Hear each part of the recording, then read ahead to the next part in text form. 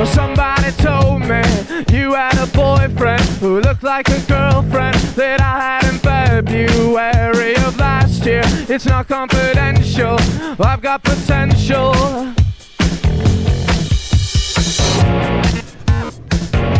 Guys, what is up? Welcome to another episode of Maximilian Must Know. This is going to be a scent safari episode, and today we are looking at fragrances from the house of Hans Hendley.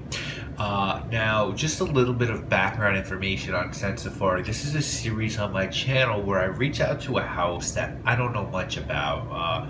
Usually they're houses that I don't yet own a bottle of a fragrance from their line, and I ask them to send me some samples, and then what I do is on camera I pick out 4 or less depending on how many I'm sent, and I smell them first time. What I actually do is about 2-3 hours before the video, I spray them on skin, and then before the video starts, I'll refresh them. So I sort of have a good feel of the way the fragrance develops on the skin, but they are still definitely first impressions. And a little bit of info on Hans Hendley before we deep dive. This is a house that is based in Brooklyn, New York, which I, of course, love, being a native New Yorker. The owner and perfumer is Hans Hendley. The house was started in 2014.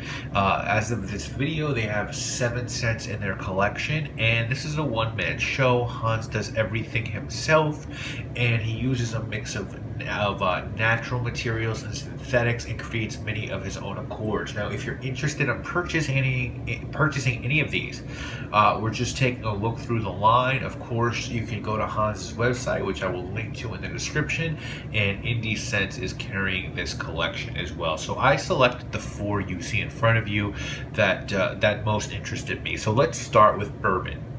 Now, when I was a drinker, many of you know I haven't not drank. I think it's almost my actually it's 3 years now sober.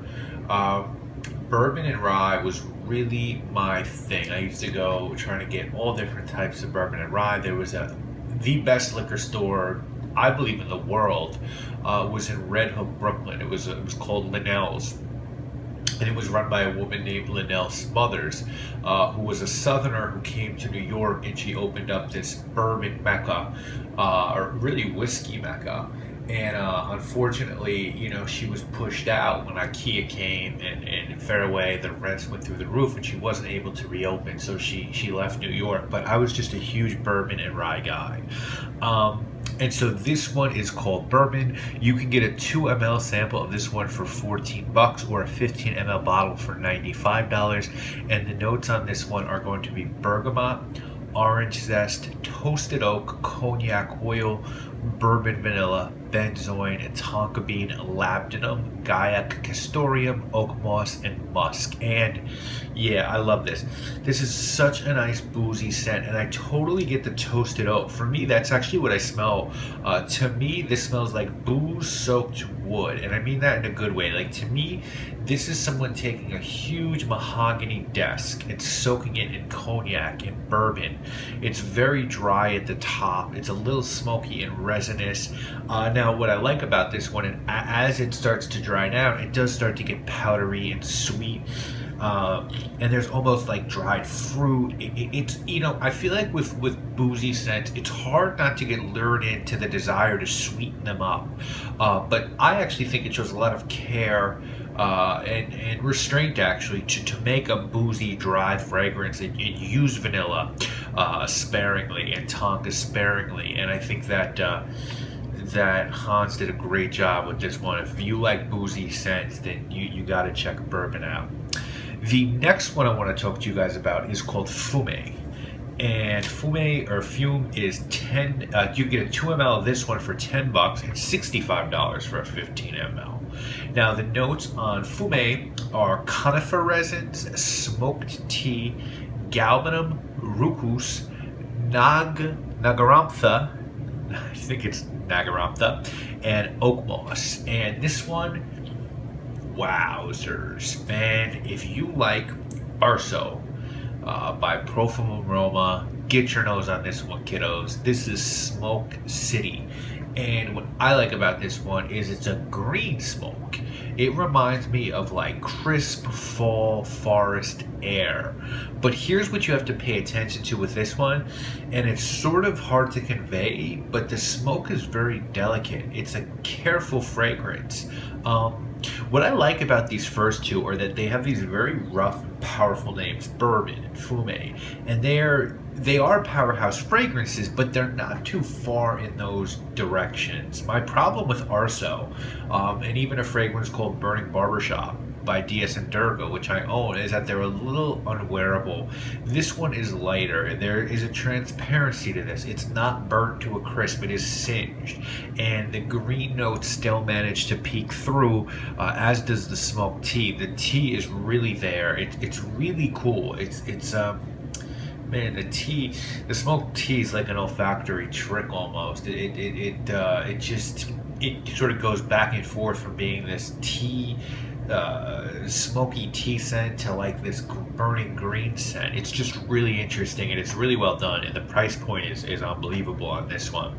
Now the next one we're going to talk about is Jade. Jade is $9 for the 2 ml sample, or $60 for the 15 ml. And the notes on this one are spearmint, geranium, star anise, violet, benzoin, sandalwood, and musk. Now, as soon as I smelled this one, my first thought was, Geranium Pour Monsieur by Frederic Malle. That is a favorite fragrance of mine. It might be my favorite fresh fragrance of all time.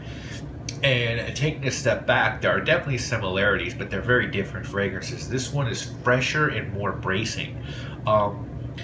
The mint is totally dominant in the Frederic Malle. Here you get a lot of benzoin and you get star anise, and this is meant to be a spring fragrance, and that makes sense to me. So I'll tell you what else, guys. So far, what I'm most struck about within this line are the prices. I know these would be more expensive if they were offering larger sizes, but because of the potency of these, I don't think you're going to need a heck of a lot. The entry prices are just so very affordable for these very venerable fragrances. They're all crafted with such care and precision. It's really fun to smell these. And yeah, if you like green, you gotta check this one out. The star anise is in this one as well, and the benzoin and sandalwood give this a nice woody base. So I really enjoy this one. The final one we're gonna look at is called Gia. Gia is $14 for 2 ml, or you could get that 15 ml for $95. And the notes on this one are a Popanax, ginger, cloves, rose, atlas cedar, ambret seed, orris root, CO2, bourbon, vanilla, and musk. And I would say this is my favorite of the four. To me, this is a throwback to the days of Shalimar and ballsy oriental fragrances that men could wear with no problem.